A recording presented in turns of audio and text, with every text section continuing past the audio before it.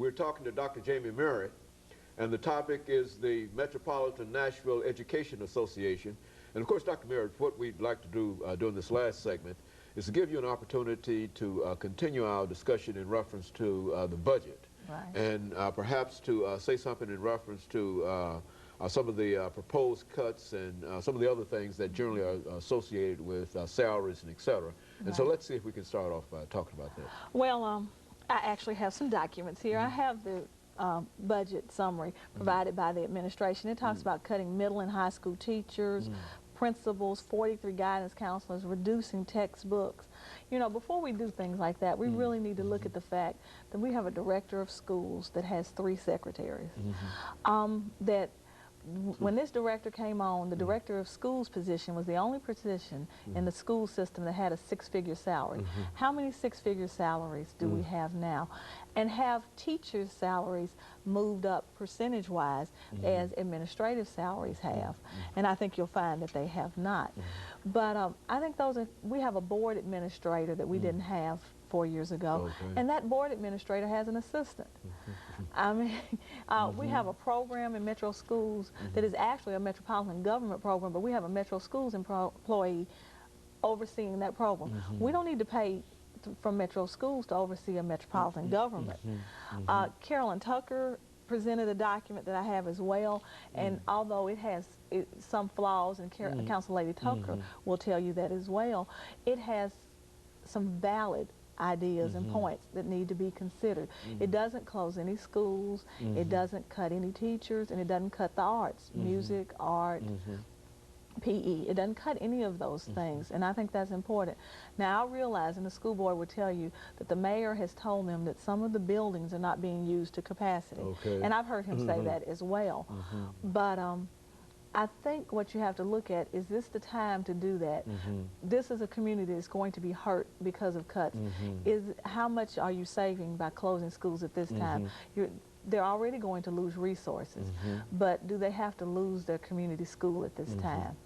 So I think all of that is important. So it's not only, you're talking about eliminating a school, but you're eliminating an integral part of that very, very community, and the community certainly will suffer as a result of that school not being there, and so that's one of the possibilities in terms of closing schools and et cetera. And but now let's I think you talked about underutilization of facilities, and now what we have to do, what it seems to me that we have to do is to get more children involved in the process and use those schools that are underutilized rather than cutting them out. Would that be the sentiment of the group, or what? I mean, well, with integration and drawing the lines, there's a whole community that goes to Hillwood that is in this area actually, and Pearl Cone has low numbers because many people in this community are being bused to Hillwood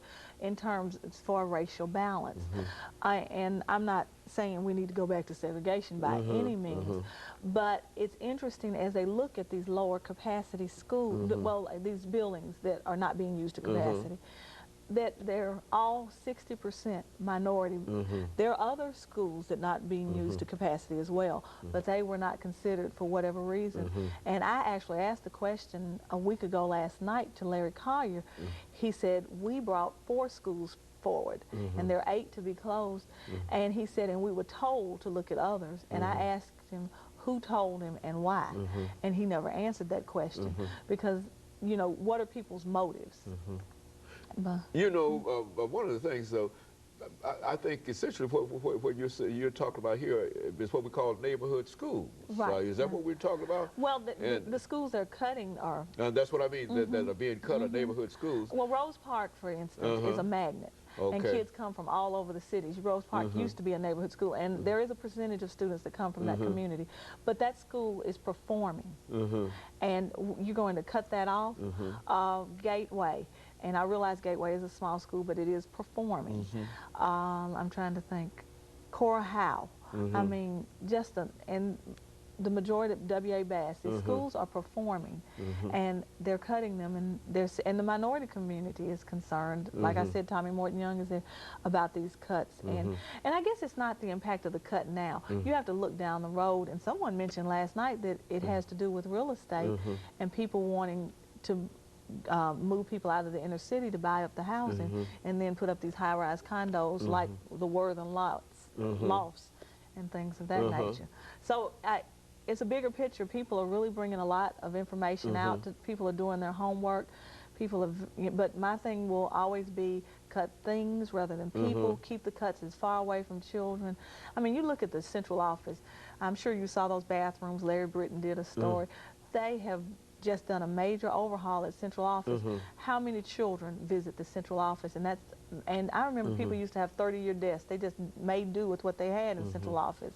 But there, you think that there's a lot of money that might be spent more wisely in other places. Right. And they will tell you that that's a capital budget, which is different from the operating budget. And I understand that. But when you're fiscally irresponsible in one area, are you going to tell me you're responsible in another? You know, Ms. Merritt, let me raise this question because I think when we talk about the underutilization of facilities, and especially in minority communities, and we talk about the reason that the children are not there is that the children are being bused somewhere else. Now, Brown versus the Board of Education talks in terms of facilities and et cetera, but now would it be the, you know, and certainly I wouldn't want to be putting anything in your mouth in reference to your association and et cetera, but it does seem to me that if you could get the resources that are necessary for these inner city schools, that is to have these schools equal to any school in the suburbs, then that is what the federal, that's what the state, local governments would have to do if they could provide those resources. Do you think that perhaps you could keep some of those young people, some of those children within that community and in those schools rather than sending them outside of the schools to be bused or what? Well, I mean, the children didn't make the choice. The choice was a district choice based on the way the lines were drawn. So the children didn't make the choice. Well, I know, but I guess my thing is if you're taking children from this community to another community, you need to bring some children to this community as well.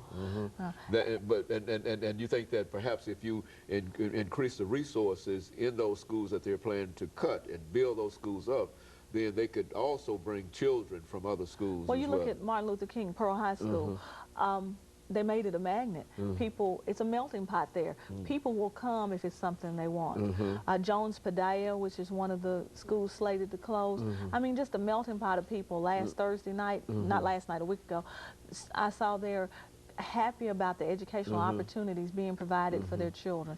And that's what we want. I mean, the world is a melting pot, so we want our schools to be reflective of society in that manner. And you don't think that the current situation in terms of the administration of the schools is looking toward creating that kind of situation for the... Well, all I know is that the schools that they've talked about closing are 60% minority. And now, you know, if and there was a theory out there last night that they, because of AYP and No Child Left Behind and those issues, if you move these students, and if they're underachieving students, then they get lost in the shuffle, and it makes it appear that your test scores have really soared. So I thought that was an interesting So people, like I said, people are doing their homework, a lot of good information. I just hope that the school board really is receptive to this community's wants and desires. And you think that as the president of the association, that it's about time for Nashville to start talking about education again. And it's time for Nashville to start working with its teachers. Teachers know what children need. They're closest to children. They are the ones. Don't ostracize us or shut us out. You need to let us in because we want what's best for children, and what's best for children will always be what's best for teachers. And so you think that there's a little sentiment that they're trying to keep y'all from being involved in what's going on? Well, I think they, on the surface, they want to say that we're involved, but they don't really. Their ears sometimes are closed to what we have to say, and they really need to open. So they're just they might be just giving lip service to your involvement. but they really don't want to hear what you have to say. Well, and I told them last night, I said, I'm going to talk tonight. A week ago, I felt like I was at Thanksgiving dinner and I wasn't allowed to eat. So if I'm coming to the table, then I'm going to, represent my constituents. Okay, and certainly over these last 20 seconds here, Dr. Merritt, you've got certainly a constituency to represent, because it's a real problem in terms of trying to provide the resources necessary. And of course, we'll be back with our audience again next week for another informative edition of Comments. Thank you and good morning.